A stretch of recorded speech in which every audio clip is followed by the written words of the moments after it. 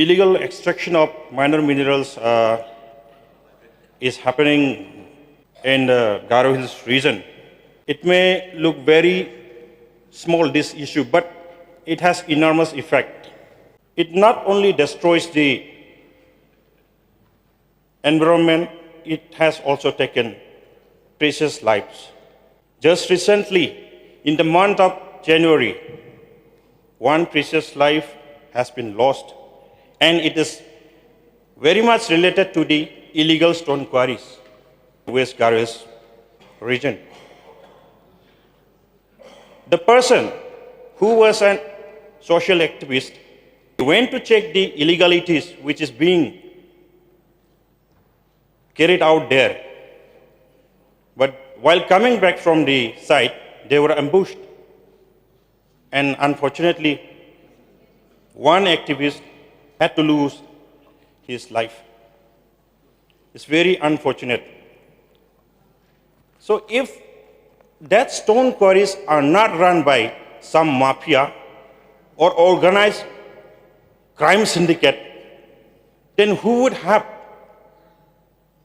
had the guts to kill those social activists, ambush them, attacking them, assaulting them, by taking the law into their own hands?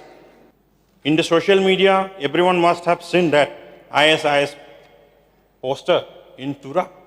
It scares everyone, threatening Garo people with, in the poster that you will be wiped out, you will be outcasted from Garo Hills by 2027, 28, like that.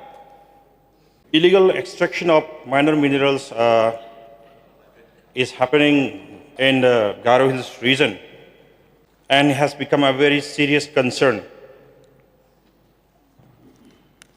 It may look very small, this issue, but it has enormous effect.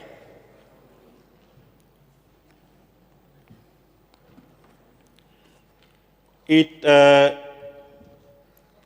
results into loss of revenue to the government.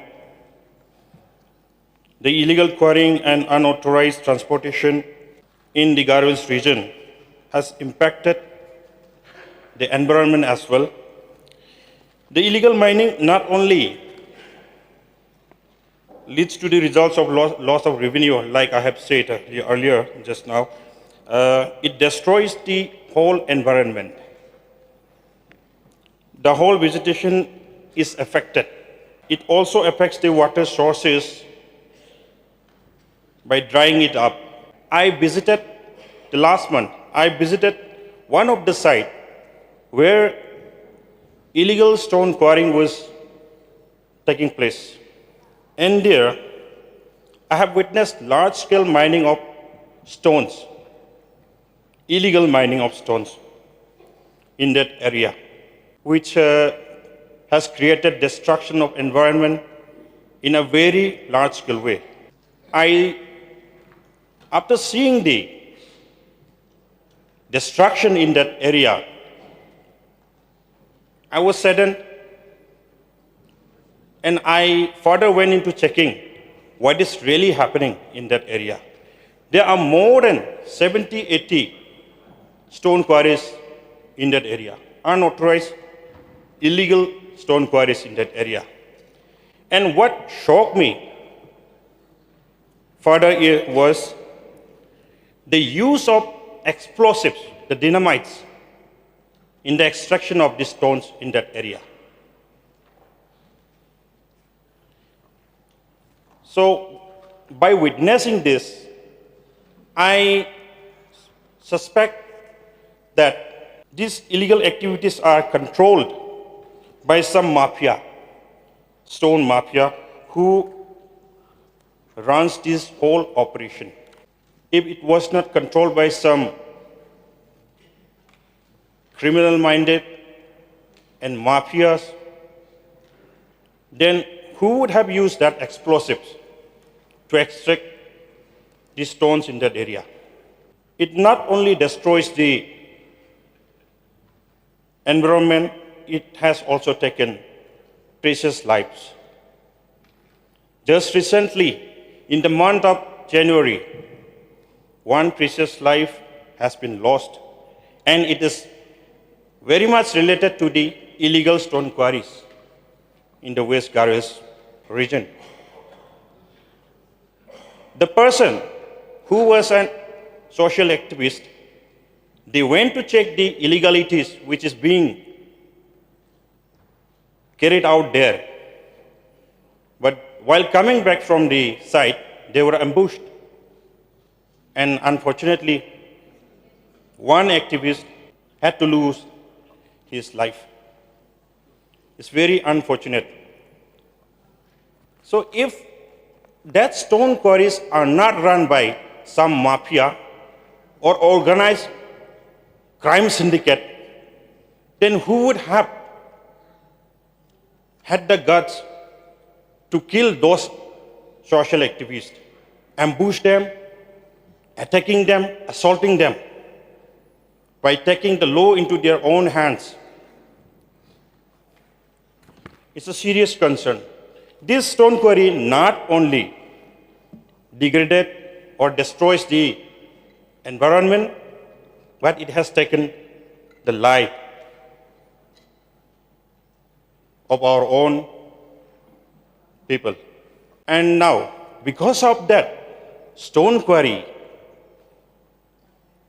one life has already been lost, and in related to that, now there is a sense of fear and insecurity among the people in that region. So, it not only has taken the life of a person, but it has created the fear and sense of insecurity among the two communities in Garo Hills. Till now, we may say that the situation in Garo Hills is normal, but it is not. And it began with the stone quarry. It began with the extraction of stones illegally in Garo Hills. I would like to draw one issue which happened under my constituency in 2021. I wasn't elected then. The people from one village called Sachigri, they filed a complaint to SDO Civil against one big company who was doing the construction of road from Rongram to Fulbari for taking out the mining the sand from the river bed itself. They were using the machineries, and they were extracting the sand by going into the middle of the river, Ringi River. But no action was taken. Today, I will also say, in that regard, I also filed an FIR myself. I approached the police. I also filed an FIR against that company for that illegal activity. But no action was taken. Surprising. So, this type of illegalities are being done in the eye of the law keepers. This is a serious concern. If the villagers goes to the administration and complains against such illegal activities, no action is being taken. So where these villagers will go?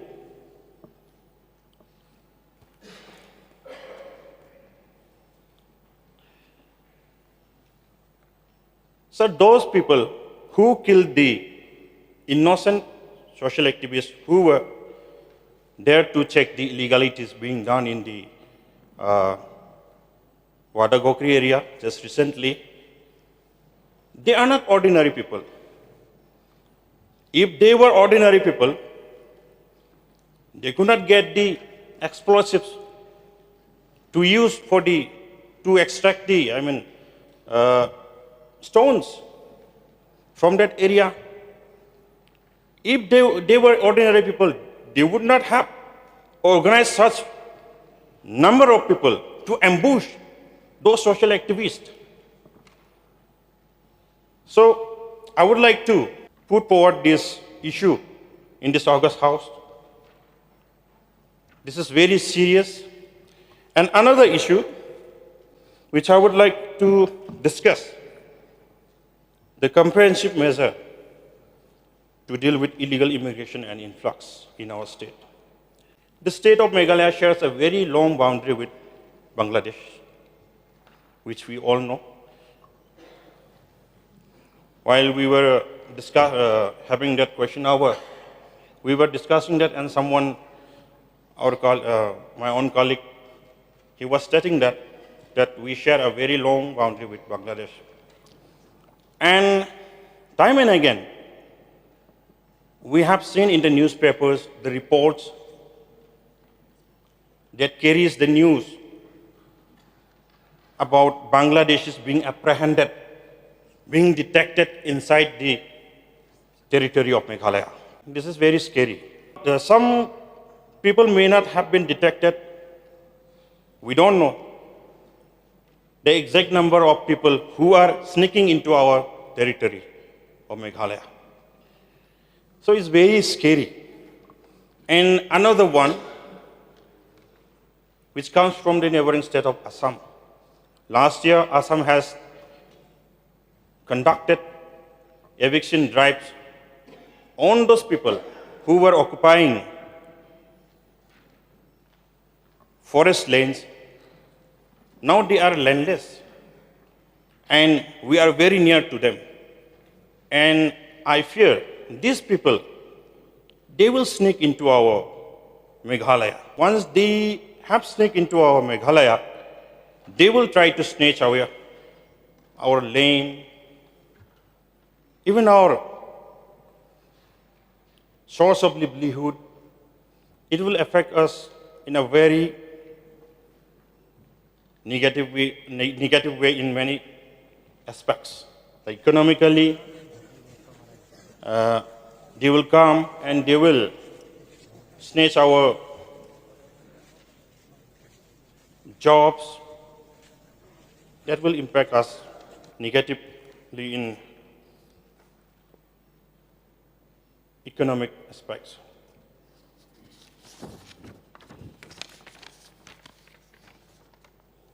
So to detect all this illegal immigration, which we have already discussed in the question hour, also about the implementation of ILP. Yes, ILP is not a state subject, it's a central subject. So it's still pending in the with the central government. I would like to urge the government of the day to implement MRSSA 2016, so that all these illegal immigrants and the large-scale influx can be checked. Yesterday, I heard our Honorable Home Minister saying that this MRSSA is being implemented in some pockets of Khasi Hills. I heard him saying, why not in other parts? It should be implemented not only in Khasi Hills, it should be implemented in the whole of our state. That is my humble request.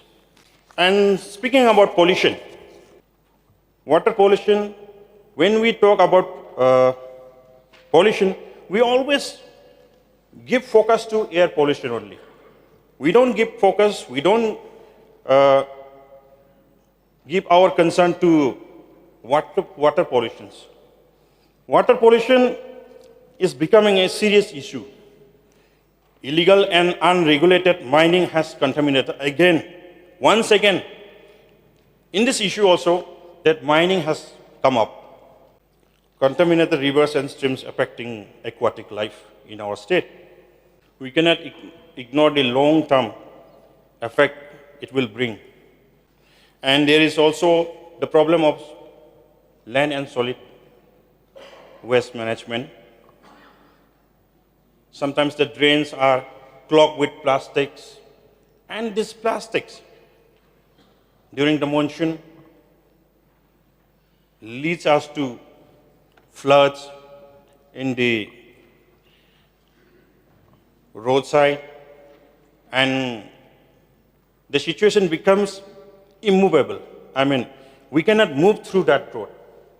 It happens in, I have seen in Shillong also, in Polo area, it used to flood it. So these are my areas of concern. And of course, there is law and order situation, which has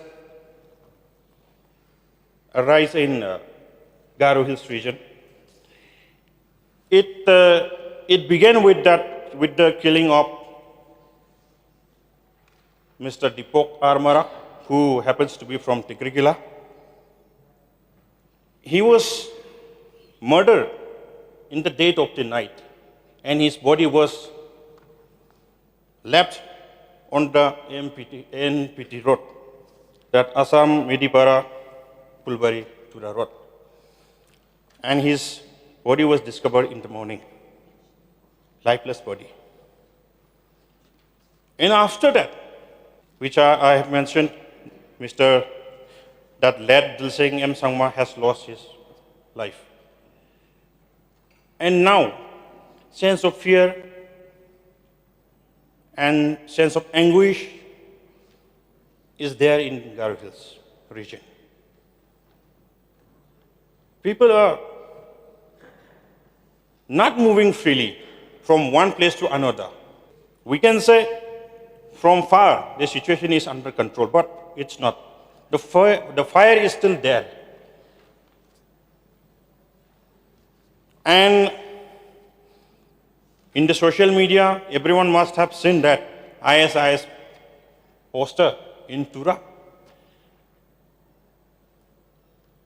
It scares everyone, threatening Garo people with in the poster that you will be wiped out, you will be outcasted from Garo Hills by 2027, 28, like that.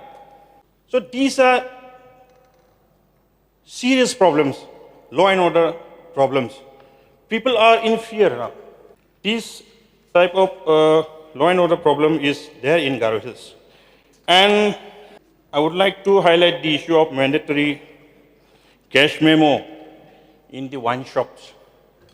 It may sound funny, but some of my friends, they inform me, "Sir, please, can you raise this issue in the assembly?" I also laugh at first after hearing that. What happened actually? No, you see, they are selling the liquors in a very overcharged price. When we ask for cash memos, they are not issuing. So can you bring that up?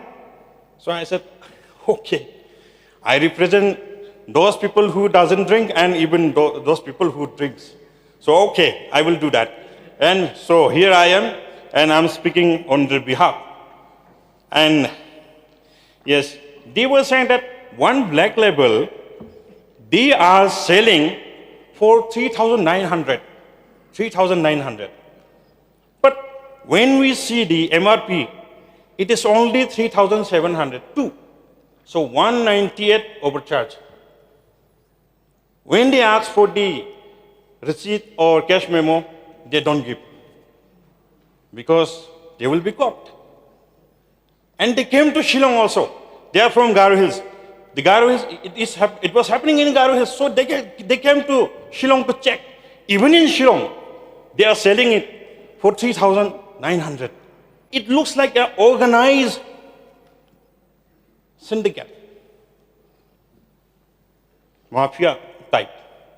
So this is also an issue. Maybe it's not a serious issue, but if people won't buy liquors, then we may lose on revenue also. That is why I raised this issue. And last year, I raised one issue about bad road disease and all. So under my constituency, Radingri, people were making their earning through areca nut plantation. Now it has all died down due to that disease. Now sometimes they are asking financial assistance from me for the admissions for their children. In the election, they were the one who had helped me. Now they are asking financial assistance. Arey brother, sir, all the arganat plantation has died down, so we don't have any option.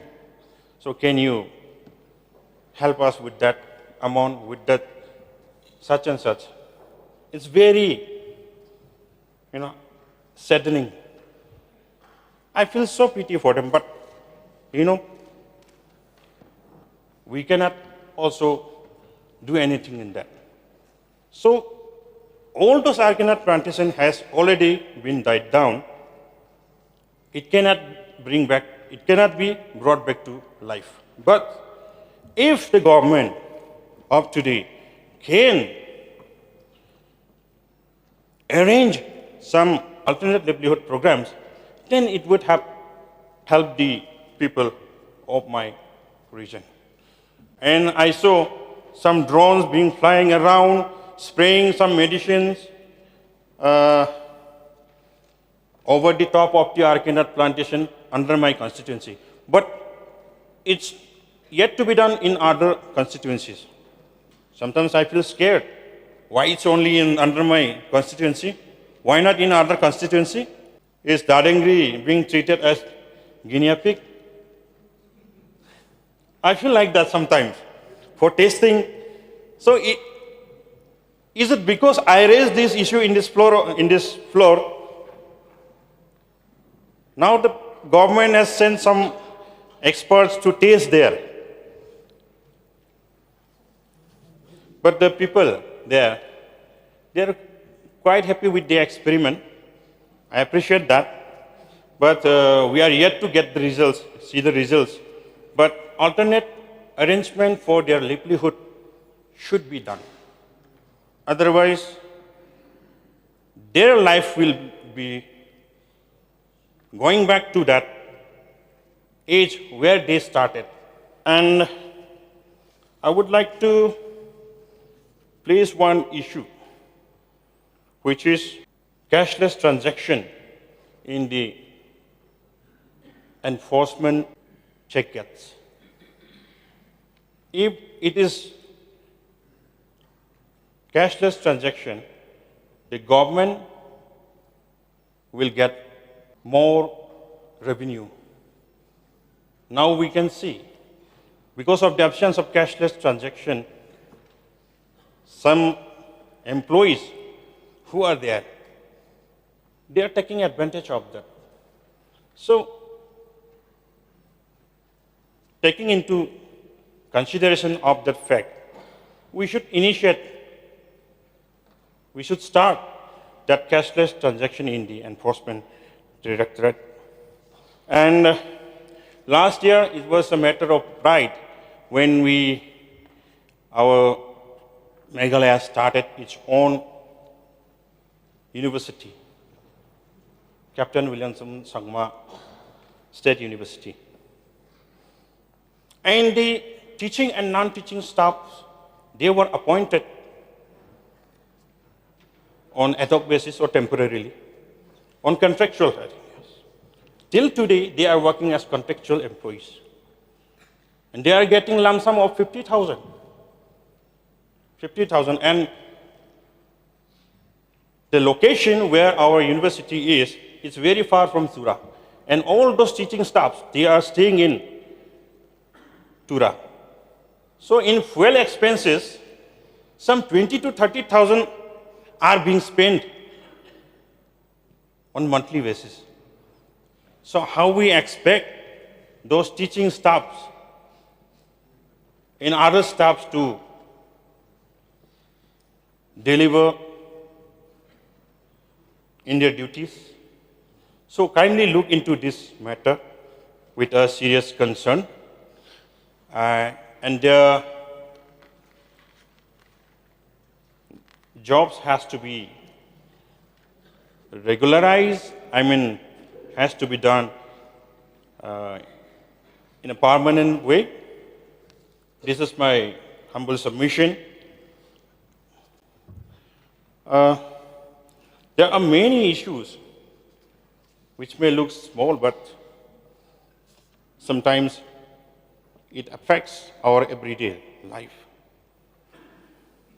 Like we always talk about decongestion and traffic management in cities like Shillong and Tura, but sometimes we should look into those areas where the urbanization is rapidly coming in.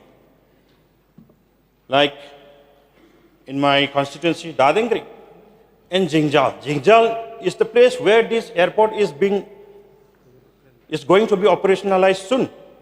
So there should be a planning so that in future it won't be decongested.